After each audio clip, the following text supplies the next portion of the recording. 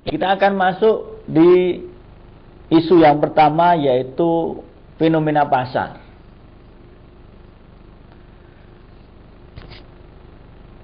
Nah, kalau kita melihat gambar seperti sekarang yang ada di slide, ini ada disebutkan beberapa servicesnya. Ada enhanced graphic, email, distance learning, telewebbing, secure transfer, telecommuting, audio dan video streaming, dan lain sebagainya. Inti dari gambar ini adalah bahwa kebutuhan pelanggan sudah semakin beragam. Kalau kita amati 10-15 tahun yang lalu atau 20 tahun yang lalu, misalkan dalam satu keluarga itu memiliki 12 anak atau 10 anak, dengan satu telepon sudah cukup. Nah, sekarang berkembang lagi, tidak hanya voice. Dulu kita di awal-awal GSM ada namanya SMS atau short message service. Kemudian sekarang ini sudah berkembang ke arah 3G, sehingga implementasinya bisa MMS atau mobile broadband. Nah, itu video, data kecepatan tinggi, dan lain sebagainya. Jadi kalau kita melihat sampai ke tahun-tahun belakangan dan beberapa tahun ke depan, kebutuhan pelanggan akan semakin beragam. Nah, dampaknya seperti apa kalau semakin beragam? Berarti butuh suatu infrastruktur yang bisa mendeliver layanan tersebut. Jadi tidak hanya misalkan PSTN atau teknologi generasi pertama di seluler atau generasi kedua yang hanya bisa memberikan layanan voice dan SMS. Kita akan melihat tren lagi dari sisi mobilitas. Kita berkaca dari 10-20 tahun yang lalu, pelanggan masih menggunakan layanan fixed phone, jadi telepon yang di rumah-rumah, telepon tetap. Kemudian datanya juga masih bersifat fix, menggunakan PC atau desktop yang cukup besar. Nah, di akhir atau tahun-tahun ini, pelanggan sudah mengarah ke teknologi mobile. Jadi kepinginnya layanan voice dan kita akan melihat tren dari sisi mobilitas. Kita lihat di sini gambar di samping adalah menunjukkan pelanggan sedang mengakses layanan teleponi, internet, telepon, masih dalam kondisi fix. Jadi bisa di rumah atau di kantor. Nah, kita lihat akan bergeser menuju ke arah kanan, di mana pelanggan sudah butuh untuk mobilitas. Jadi layanan telepon bisa saya gunakan di mana saja, yaitu di jalan, entah itu lagi bepergian, keluar kota, bahkan keluar negeri. Dan data juga seperti itu. Jadi kita sudah banyak menemukan device atau terminal yang cukup kecil, tetapi mampu untuk memberikan informasi data yang kecepatan tinggi. Nah, ini terbukti juga dengan adanya perbedaan jumlah pelanggan wireless dengan pelanggan fixed phone. Kita amati untuk kondisi Indonesia. Dari zaman Belanda sampai sekarang kurang lebih ada 9 line atau sambungan telepon di rumah-rumah. 9 juta. Nah, untuk mobile bisa sampai 90 juta. Lalu dari sisi teknologi GSM maupun dari sisi CDMA. Dari sisi operator juga seperti itu. Jarang operator baru yang mau atau dapat dikatakan tidak mau untuk bergelut di bisnis ini. Pasti operator baru maunya yang di sini, karena sesuai dengan lifestyle saat ini. Kita lihat operator baru di Indonesia ada Tri, ada Axis, ada Asia dan lain sebagainya. Mereka bermain di wireless teknologi. Jadi tidak bermain di jaringan telepon, harus menggelar kabel. Bayangkan kok seperti saat ini, di kota-kota gede harus menggali-gali kabel. Wah, tentunya tidak efisien. Kita lihat lagi dari sisi teknologi secara umum. Orang nyebutnya era konvergensi. Nah, di situ sudah terjadi pembauran atau gabungan antara telekomunikasi, hiburan atau entertainment, financial services, atau broadcasting. Kita ambil contoh, misalkan ada layanan YouTube, misalkan video. Ya, sekarang bisa dinikmati dengan beberapa saluran atau devices gitu loh. Nah, kalau dulu yang namanya broadcasting, misalkan ada TV, ada radio, operatornya tertentu. Nah, sekarang sudah bisa kita nikmati nih, misalkan melalui jaringan internet, atau lewat jaringan 3G, atau lewat Wi-Fi. Jadi nanti operator juga akan semakin convergence, karena teknologinya juga semakin convergence.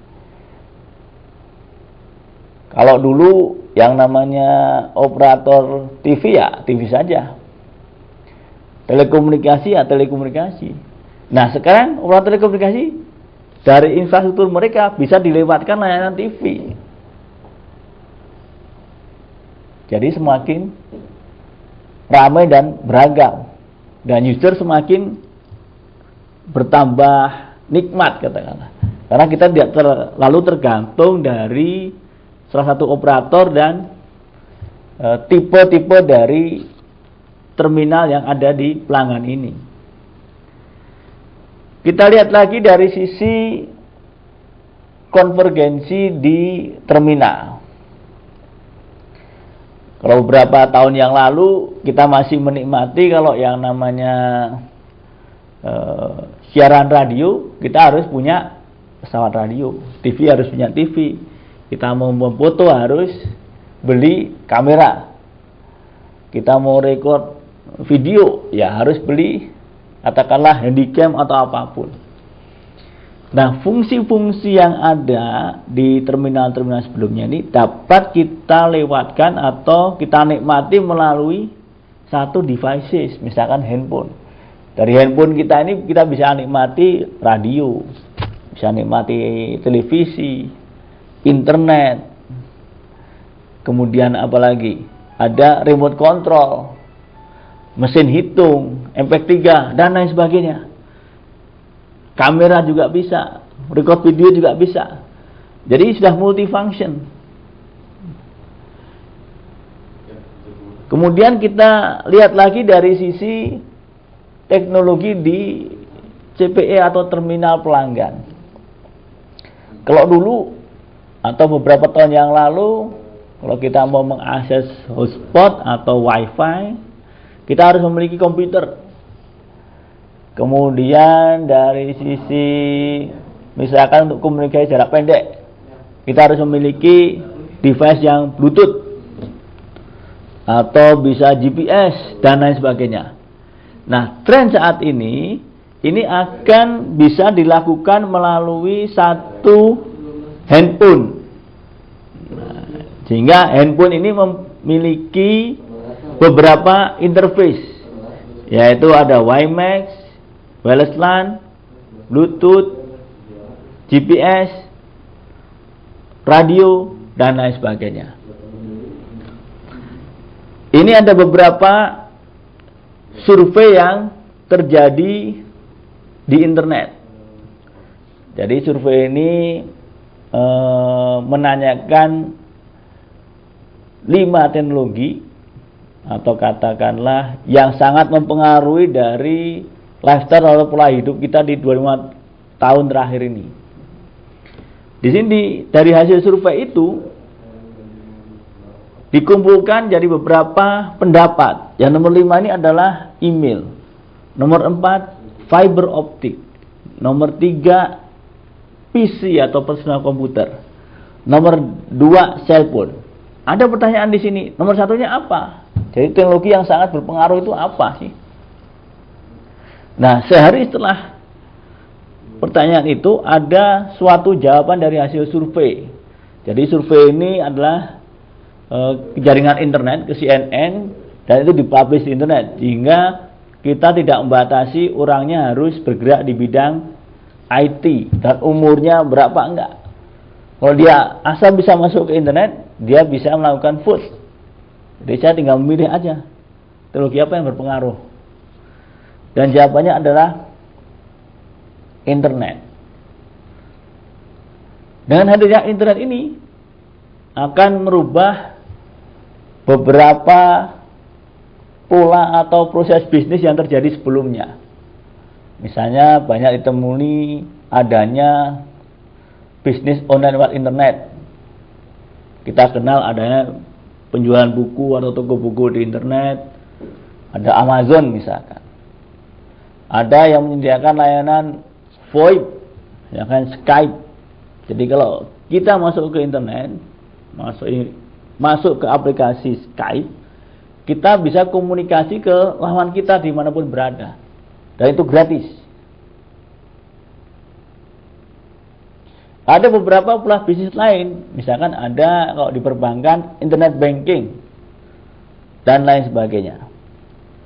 Dari beberapa kajian kita di atas dan hasil survei ini membuktikan ada 2 teknologi utama, yaitu internet atau jaringan IP dan wireless. Jadi IP plus wireless. Karena apa?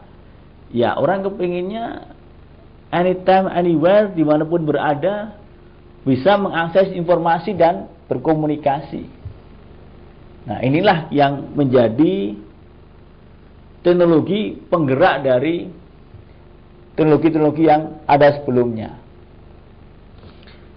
Nah, kesemuanya itu sebenarnya berakar dari 3 mata rantai yang saling mempengaruhi. Yaitu yang pertama adalah customer. Jadi kebutuhan pelanggan itu apa? Ya maunya sih bisa servisnya beragam, bisa dinikmati di mana saja, dan harganya murah. Yang kedua adalah dari kebutuhan operator. Tentu kalau operator dia bisnis ya harus untung, kompetitif, mengurangi biaya-biaya, dan menambah dari jumlah user. Dan yang ketiga adalah dari perkembangan teknologi saat ini yang saat begitu cepat, terutama di jaringan wireless, karena dia mendukung untuk aplikasi mobile dan arahnya dia IP base, flat, kemudian low, jadi capeknya juga semakin turun dan mampu untuk memberikan layanan broadband. Kita akan masuk pelan-pelan ke bisnis